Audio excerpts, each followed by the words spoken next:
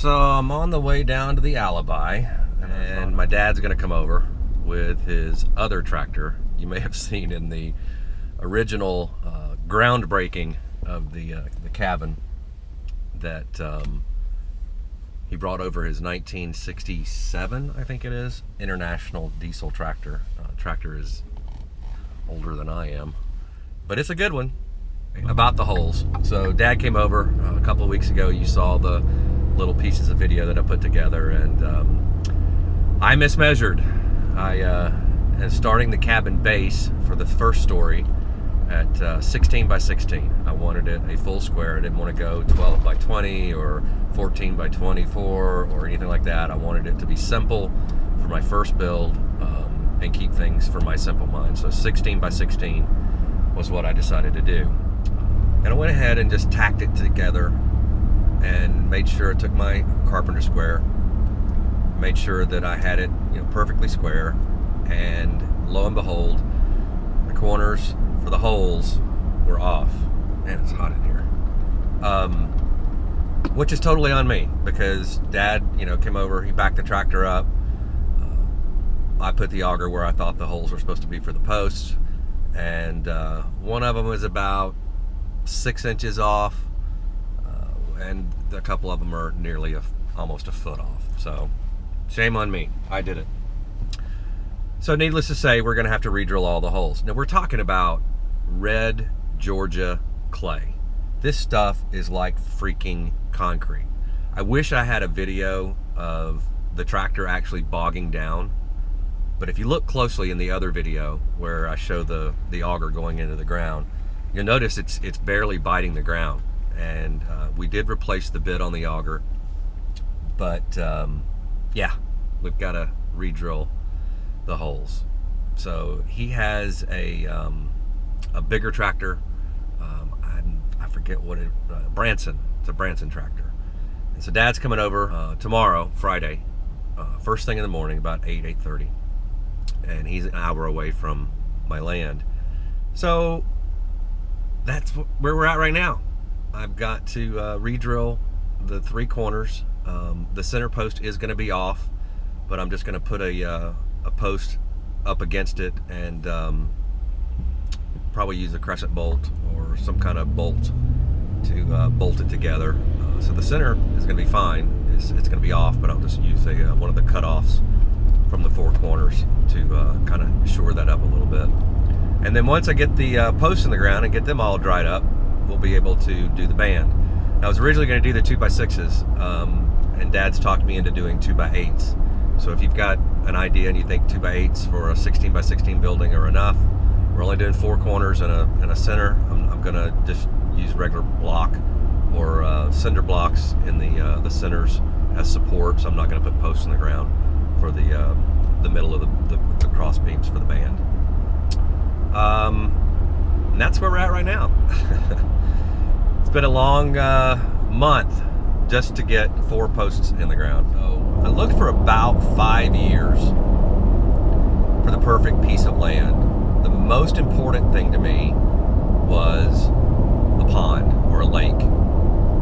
And that's kind of hard to find in Georgia, within reasonable distance to civilization, because I do work full-time for a living. And the ultimate goal was to find that piece of dirt. I wanted it to be at least 10 acres. I ended up with just under 12, right at 12 acres is what I have. And the property kind of is long and narrow, and it's not too far away from anywhere I need to be. I can get to a Walmart, I can get to a Lowe's within half hour or so. The property is actually south middle Georgia area, and it's on a dead end road, which I liked, and it had everything that I wanted, from the hardwoods and the pines and the water with the pond. But I really got lucky. Because this property was from an estate, and the man that had purchased the property in the mid to late 90s had passed away in I think it was around 2006, 2007. kids, and I was just out driving around and saw the for sale sign on it, and it was from his son, and it was listed through an agent, so I did have to pay real estate fees. And getting a land loan, we'll talk about that a little later, that's a tough putt, because your big box banks, Bank of America, Chase, those guys, they don't want anything to do with giving land loans. And I'll talk about how I was able to make that happen. But anyway, about the property. So the old guy, the old man that lived there, lived in a mobile home. But the mobile home had been removed since he had passed away. Now the cool thing about that is everything that I wanted was there, and then the bonus was the fact that the property had actually been lived on in a mobile home in rural Georgia. It had electricity already on the property. I didn't have to pay to get utilities put in. Obviously, I want to be as much off the grid, but not, let's be realistic. I mean, come on. You don't want to run a generator all the time, so you got to have power. My power bills down at the property run me about $40 a month. I've got a freezer and some other stuff in the barn, a refrigerator, and then of course the camper. But anyway, back to the mobile home. So when you pull in the driveway and you see the photographs and the videos of me walking around the property or driving around on the tractor, got a long driveway. I'd say it's about 200 yards, and then little opening. So you got the upper pasture and the driveway that comes down, and then there's a little opening where the mobile home used to be. And lo and behold, because he actually lived there and it was permitted, there is a septic tank. Nothing was hooked to it because the mobile home had been removed, but I got, bonus round, a septic tank. Did some checking with the health department. It was permitted, it is legal, and that's what my camper's hooked up to, is a septic tank. So if you got septic, you know where I'm going next. There's also water, and the other benefit is it's not county water. It is the best tasting, crystal clear, clean well water that I have ever had in my life. And it's a 300-foot core drilled well. Cold water, even when it gets 102 degrees in the mid of summer in South Georgia. So bonus, septic tank and a well. Now the cool thing about the well is your typical well, it's a bladder well. It pumps it up to the top, holds it in the bladder, pressurizes it, keeps it around 30 psi, 30 to 50 psi. And that's piped under the ground and right at my camper. But it doesn't burn a lot of electricity because A, I'm not there full time, and it's an energy efficient. I'll show you the well pump at some point during the video. If there's anything I talk about that you guys want to see, because I'm not used to all this YouTube stuff, so it's kind of, just let me know what you want to see. So the well pump, I want to try to get it hooked up to solar panels. You saw in some of the teaser videos that I put up that I've got a little solar thing going on down close to the pond that I'm using to run the aeration. But I want to try to get a solar panel as a backup for if the grid went down, or I get a storm and I lose power, that I'll always have the water. Speaking of losing power, all the hurricanes that came through this past summer, we did end up losing power down there for about 4.5 days. So I'm told by a guy at the little local gas station that's about a mile up the road. And I was out of town on business, so I had no idea. And I learned a trick by mistake that kind of identified to me that we lost power. I don't have an ice maker, so I always have to buy a bag of ice when I go down for the weekend. It's $1.50, $1.75, depending on where I buy it. And whatever's left over the weekend, I put into the freezer. Well, lo and behold, when I got back after a week on the road with my daily job, that bag of ice was empty. And I had a block of ice about 4 or 5 inches thick in the bottom of the freezer.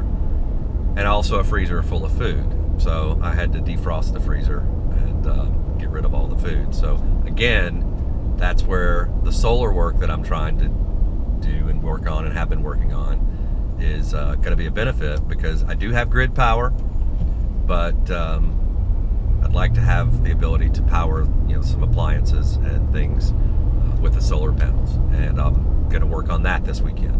So one of the projects that I'm going to try to get accomplished this weekend is I went ahead and bought off Amazon a solar panel frame that will hold 4 100-watt panels from a company you're probably all familiar with, Renogy, I think is how you pronounce it. It wasn't cheap. It was about $250, $240, somewhere in there. Free shipping with Amazon Prime. And I've been hauling it around in the back of my truck for 2 weeks. And it calls for a 20 by 20 concrete foundation. So what I plan to do, and I called the guys at Renogy and said, I really don't want to do concrete forms. I don't want to, put up plywood or 2x4s or 1x4s or whatever, and dig a 20-foot hole, frame it up, board it up, and do a square. I'd rather kind of do the Quickcrete tubes, but I wanted to make sure that there wasn't any science behind why they wanted it 20 by 20 by 20 deep, and make sure that regular 12-inch, 14-inch, whatever tube size I go with would be okay for this bracket. So what the process is Dad's going to come over and we're going to auger a big hole in the ground and dig it out. Probably do 2 holes to make it, probably I would say 18 inches in circumference. Whatever the tube size is, I don't even know yet. I haven't bought the tube yet. But once you dig your hole, you set this concrete tube down in the ground, and you start filling it up full of concrete, poking it, and making sure you get all the air holes out of it. That didn't look really good when I did that. But then it comes the Renogy frame that I bought, which is steel, has a U-bolt, and kind of like a J-bolt that you would use when you were doing your band around a house for the sill. You set this U-bolt down into the concrete form, and then when it hardens, the U-bolt is sticking up with the threads on it, and that's where the first piece of steel goes on from the Renogy. This guy behind me is riding my butt. I'm in Atlanta traffic trying to get south of the city. So anyway, that's one of the projects that I want to work on this weekend. Another project is, you've seen some of the videos of the deer, or pictures of the deer. I don't have the trail camera set up to take video, just still shots. So I want to check my trail cameras and see. It's hunting season. Opened up last weekend. I went with my dad. Yes, I got a doe. Put some meat in the freezer. Excited about that. But want to work on my tree stand that Dad gave me. It's a tripod, and a lot of saplings have grown up around it. So I want to get it ready, because I do plan to take a deer off the property this season and put it in the freezer. So I got everything I wanted. I know I'm all over the place, but I got everything I wanted. I got water, I got the dirt, I've got ponds. I had the pond stocked I put 77 largemouth bass. You've seen some photographs of the fish. That's a lot of fun. I mean, you're guaranteed to catch, but it's also a source of food down the road.